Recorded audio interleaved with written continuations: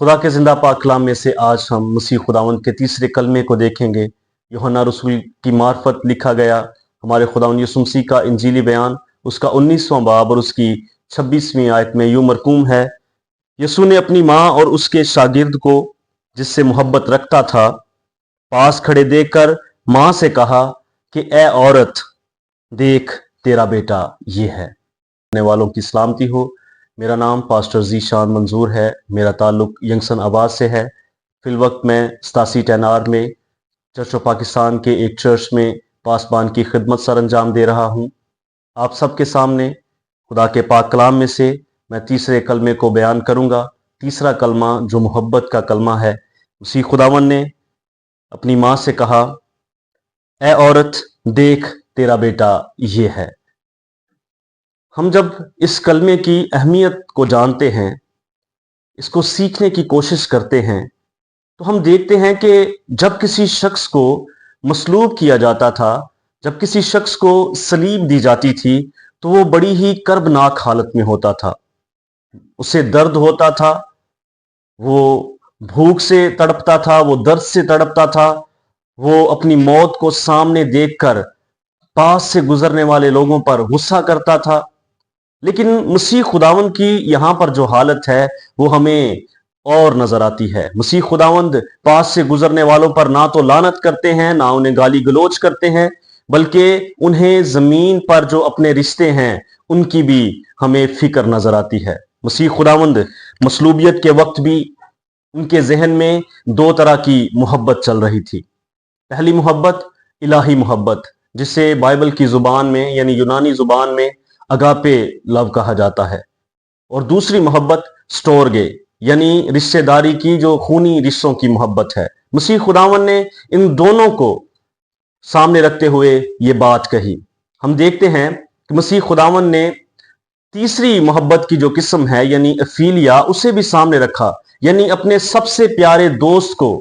मसीह खुदावन ने अपने सबसे प्यारे दोस्त को भी नजर में रखा, यानी खुदा की मोहब्बत को भी सामने रखते हुए, माँ की मोहब्बत को सामने रखते हुए, और यूहन्ना जो मसीह खुदावन का एक प्यारा शागिर्द था, एक दोस्त था, उसे भी सामने रखते हुए मसीह खुदावन ने ये कलमा कहा, और ये कलमा मोहब्बत का कलमा कहलाता है।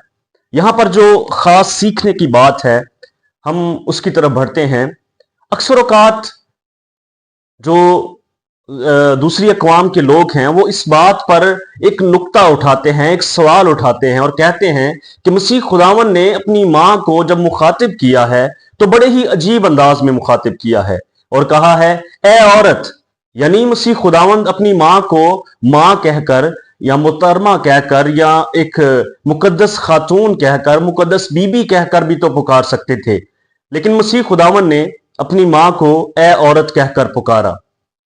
जब हम यूनानी मतन का मुताला करते हैं तो वहां पर भी इसकी हमें एक शहादत मिलती है कि मसीह खुदावन ने ए औरत कहकर क्यों पुकारा और ए औरत कहा है, लेकिन इसका एक खास नुक्ता है, इसकी एक खास वजह है। मसीह खुदावन ने अपनी माँ को, मुकद्दसा मरियम को ए औरत कहकर क्यों पुकारा। अब जब हम मुकद्दस मत्ती रसूल की मार्फत इंजीली बयान देखते हैं, उसके 27वें बाब की 56वीं आयत को देखते हैं, तो वहां पर लिखा है कि मरियम मगदलीनी, याकूब और यूसीस की माँ मरियम, जब्दी के बेटों की माँ वहां पर मौजूद है, और हम देखते हैं कि मुकद्दसा मरियम का नाम इसमें शामिल नहीं है।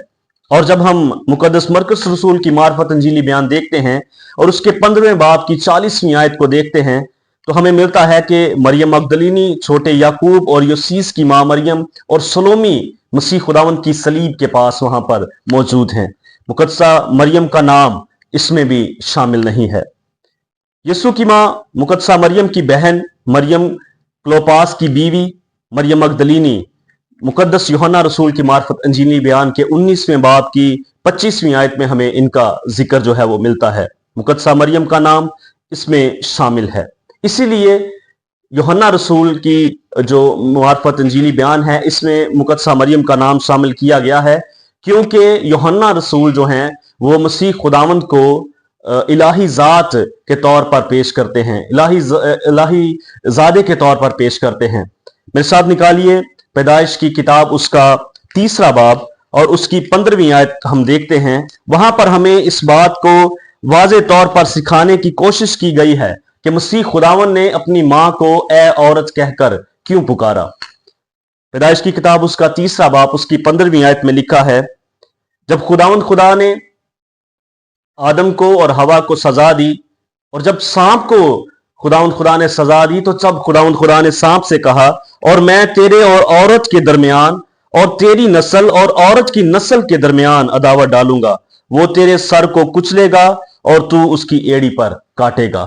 مسیح خداوند نے جب اپنی ماں کو اے عورت کہہ کر پکارا، تو مسیح خداوند کا جو اشارہ تھا وہ پیدائش کی کتاب اس کے 3 باب کی 15ویں آیت کی طرف تھا، کہ یعنی میرے باپ نے جب آدم ہوا کو اور سانپ کو سزا دی تھی، اور جب سانپ کو سزا دیتے ہوئے عورت کا ذکر کیا گیا تھا، میری ماں وہی عورت ہے، اسی لیے میں اس کو اے عورت کہہ کر پکار رہا ہوں، کیونکہ یہ وہی عورت ہے جس کے بیٹے نے اس کے سر کو کچلنا تھا۔ میرے عزیزو، محبت کا کلمہ ہمیں یہی سکھاتا ہے کہ مسیح خداوند اتنے کرب کے باوجود بھی اپنی ماں کو نہیں بھولے، اتنے کرب کے باوجود بھی اپنے دوست کو نہیں بھولے، اتنے کرب کے باوجود بھی وہ الہی محبت سے متنفر نہیں ہوئے۔